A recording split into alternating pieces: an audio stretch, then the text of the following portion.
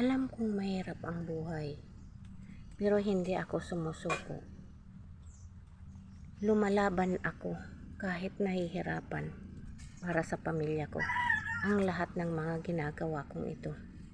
Mahirap nga lang kami, pero puno naman ng pagmamahal ang pamilya ko.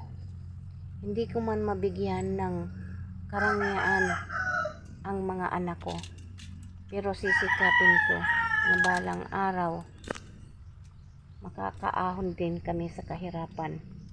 Kaya patuloy lang ako kung ano ang ginagawa ko, kahit marami ang mga naguhusga sa akin, mga nangbabati ko sa akin, pero hindi ako magpapatinag dahil ang ginagawa kong ito ay para sa mga anak ko. Wala akong ginagawa na kung ano man na masama. Tanging ang Diyos lamang ang nakakaalam kung ano ang mayroon ako at kung ano ang nasa kalooban ko. Kaya patuloy lang ako sa kung ano ang ginagawa ko. Basta ako, wala akong ginagawang masama sa kapwa ko. At ito naman ang mga ginagawa kong ito ay para sa pamilya ko. Lumalaban ako hanggat kaya ko. Gagawin ko ang lahat para sa pamilya ko. Masaya ako kung ano ang ginagawa ko. At masaya din ako para sa inyo. Mga mahal kong kababayan, maraming salamat sa walang sawa po ninyong suporta sa akin. At nagpapasalamat po ako dahil hindi po ninyo ako iniiwan.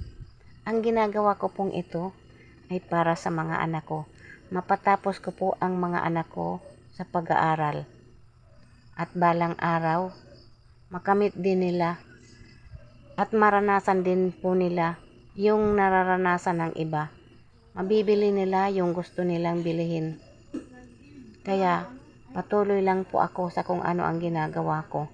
Basta ang importante, mga kababayan, wala po akong ginagawang masama. Trabaho lang po. At ito lang ang kaya kong trabaho na maitutulong ko sa pamilya ko. Kahit na sinasabi nila matanda na ako, walang matanda sa gustong magtrabaho at kumita. At maraming salamat sa lahat ng mga nag-share ng mga video ko. Maraming salamat po sa inyong lahat. Sana po hindi po kayo magsawa na manood ng mga video ko. Hanggang dito na lamang po. At maraming salamat.